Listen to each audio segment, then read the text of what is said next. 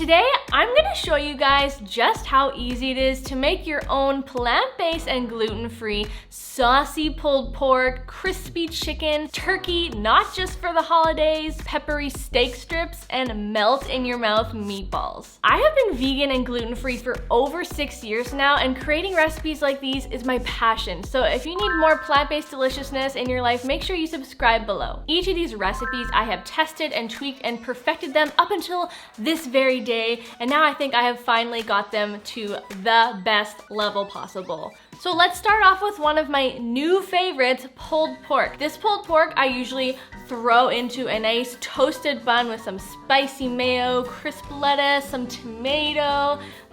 So good. But if you're more of like a on the side kind of person, you can enjoy it just like that with some baked beans, with some coleslaw, and some crispy carrot fries. And you can see all those recipes in this video right up here. Now, let me show you how to make pulled pork. 7 ingredients, that is all you guys need to make this tofu pulled pork. So we're gonna start with a block of extra firm tofu, and using the large whole side on a box grater, you're going to completely shred one whole block into a bowl until it looks something like this. Now all you have to do is season it. I like to use chipotle powder, paprika, and some garlic powder, and a little bit of oil just to really help things crisp up nicely in the oven. And then for a blast of extra flavor, I like to add vegan Worcestershire sauce. Now you can always use balsamic vinegar if you don't have the Worcestershire. Give that all a really good toss, and you're just going to transfer it to a baking sheet, or you're going to put it in the basket of an air fryer. Bake or air fry until it is just slightly crispy and crunchy on the edges. And now we're going to sauce it up. So you're going to grab yourself a large saucepan, and we're going to heat up some barbecue sauce with a little bit of water. This is just to kind of help make it a little more saucy and thin it out slightly. Give it a good mix, and then you're going to add the baked tofu shreds right into the sauce. Now the tofu is going to absorb a lot of that sauce, so if you want it to be extra saucy, go ahead and add a couple extra tablespoons of whatever is your favorite barbecue sauce. Give it a good stir, and that's it. That's literally it. It does not require a lot of effort or skill to make tofu pulled pork. It's kind of mind-blowing. Now you can go ahead and enjoy in whichever way you please. My personal preference is this giant sandwich. I love eating my pulled pork in a sandwich just like this. It is so convenient, it is so delicious, and it is just so darn nutritious. Like, hello, protein. Next up is Soy Curl Chicken. Now, I make this probably once a week, and my favorite way by far to enjoy these crispy chicken soy curls is in like a Caesar salad bowl type situation. It is so flavorful, and honestly the texture is amazing. I also like to throw them in wraps, like a barbecued chicken Caesar wrap. So good, but you can also enjoy them as a side to any other meal that you like to enjoy. So let's get right to it. If you have been watching my channel for any length of time, you will know how much I flippin' love soy curls. They are so packed full of protein, and they contain the whole soybean. Now, in order to use them, you have to rehydrate them first. So simply plunk them in a bowl and pour some boiling hot water over them. Let them sit for about 10 minutes or so with a plate or a cover on top, and let them soak up that hot water. After about 10 minutes or so has passed, they'll be really plumped up and juicy. You just have to press out the extra water, and you're left with juicy looking little soy curl strips that look remarkably like meat, dare I say chicken. Now is when we're going to season them to perfection. Now, one of my all-time favorite ways to season my soy curls is with some soy sauce or tamari, which is gluten-free. Yay. This gives it so much flavor and umami. And then we're gonna use some Old Bay seasoning. Now this has traditionally been a meat seasoning spice, so it works perfectly for chicken, and it is just very reminiscent of how I used to season my chicken way back when. It may be for some of you too. Now we're gonna add some nutritional yeast, which is gonna add extra savoriness, not to mention some healthy B12 vitamins. And then we're just gonna give that all a good toss. While your oven is preheating, you're going to lightly oil a baking tray or use parchment paper, and we're just going to evenly spread out the seasoned soy curls on a baking tray. You could also do this in an air fryer as well. And then we're just gonna simply pop them in the oven, and we're gonna bake them for 40 minutes until they are super golden and crispy, and they are just so darn delicious. Like, look at them. Do those not look like chickeny, meaty little strips? Here you can see how I love to enjoy them in a Caesar bowl. Sometimes I like to wrap them up in a tortilla with some extra Caesar dressing or barbecue sauce. They are so convenient, so delicious. Next up is plant-based turkey, and yes, we are using soy curls once again for this recipe, and honestly, this has been such a lifesaver for me over the years when it comes to eating at like family gatherings over the holidays, because honestly, turkey was one of those things I missed so much when I first started eating plant-based. So the way that I make turkey soy curls, it's all about the seasonings and the gravy that you cook it in. It tastes so similar and it's so reminiscent of turkey. With that being said, let me show you how to make soy curl turkey. All right, let's put on our turkey pan. So get those soy curls rehydrating in water just like we did in the last recipe. And now it is time to season them and cook them. So we're gonna get some butter heating up in a saucepan, and we're gonna add a little bit of gluten-free flour. We're then gonna mix it together to make a roux type situation. And then we're gonna add some nutritional yeast. This is gonna again add lots of savory umami flavor, plus a little bit of salt and pepper and a crushed bouillon cube. This is gonna add lots of gravy-ish, chickeny vibes, and it's just gonna have so much delicious flavor. Now we're gonna add some veggie broth, and this is going to help create more of a gravy type situation, because you know, turkey, gravy, turkey, gravy. Then we're gonna take some dried onion that we have rehydrated and add that to the gravy mix. This is gonna add so much yummy flavor, you guys, oh my god. Then we're gonna plop in those rehydrated soy curls right into the gravy,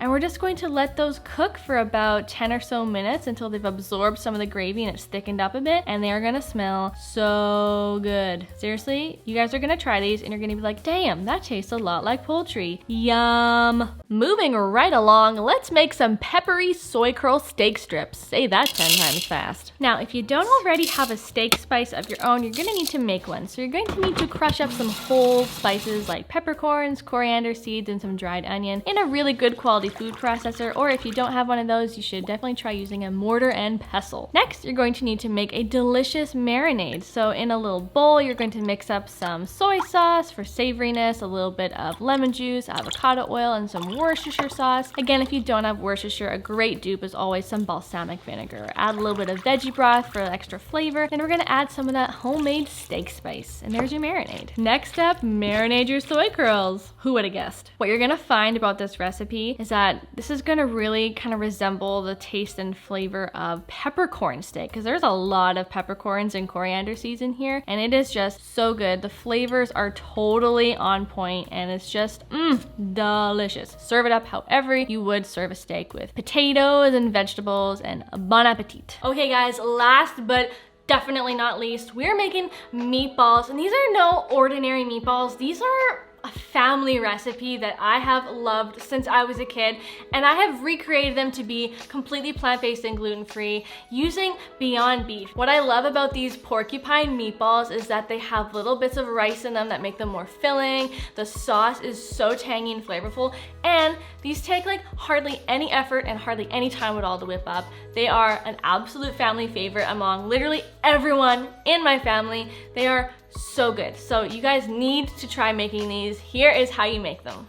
The ingredients for porcupine meatballs couldn't be simpler and are relatively inexpensive, except for maybe the Beyond Beef, but you more than likely already have every other ingredient in your pantry. You'll need white rice, breadcrumbs, balsamic vinegar, tomato paste, granulated sweetener of some kind, and garlic powder, salt, and water. You're gonna start by first making the meatball mixture by finely dicing up one small to medium-sized onion and setting it aside in a bowl. Mince up a few garlic cloves and add that to the onions, then crack open a package of Beyond Beef or any other plant-based beef substitute that you prefer and plop it into a large mixing bowl. Then take the diced garlic and onions and pour them right on top of the plant-based meat. Add just half a cup of white rice to the mix, followed by some breadcrumbs. I'm using gluten-free by necessity, but you can use regular too. And the secret ingredient for the best flavor, a couple tablespoons of balsamic vinegar. You could also use vegan Worcestershire if you had it, but it's generally more pricey than balsamic. Then just add some fresh cracked black pepper to taste, about a quarter teaspoon, and then using a fork to start, I like to just mix and mash things up a little bit to get things going. This is just to break up any bits of rice or breadcrumbs that may have started sticking together, and then we're just going to get right in there with our hands and finish the job by really squeezing and folding all the ingredients until they're a well-combined meatball mixture. Easy peasy, right? Next, you're gonna make the simple tomato simmer sauce. So into a large flat-bottom sauté or saucepan, add a whole can of tomato paste. You know, the small ones that are only about 8 ounces. Then add 2 cups of water or veggie broth, but water is totally acceptable. And just to add a touch of sweetness to counteract the acidity of the tomato paste, you're gonna add 1 tablespoon of a granulated sweetener, plus half a teaspoon of garlic powder for a little bit of flavor, and a dash of salt to bring all the flavors to life. Black pepper is never a bad choice, so add a little bit of that too. Then just whisk everything together until the spices and tomato paste have dissolved in the water and you have a nice little tomato sauce. Let's hop over to the stove and move on to the meatballs. So using your hands, form the meat mixture into roughly 2 tablespoon sized balls and really compact them together so as much rice and onions stay inside the meatball. Inevitably, some of them will fall out during the cooking, which only adds extra delicious flavor into the sauce. Place them as close together as possible until you have used up all the meat mixture, then just cover with a lid and bring the sauce up to a boil, then reducing the heat back down to low so the meatballs just simmer away for about 40 minutes. About halfway through cooking time, just turn the meatballs over with a fork so they cook evenly, and by this point you'll start to see why they're called porcupine meatballs, because all the rice on the outside is starting to poke out of the meatballs, you know, like little spikes on a porcupine.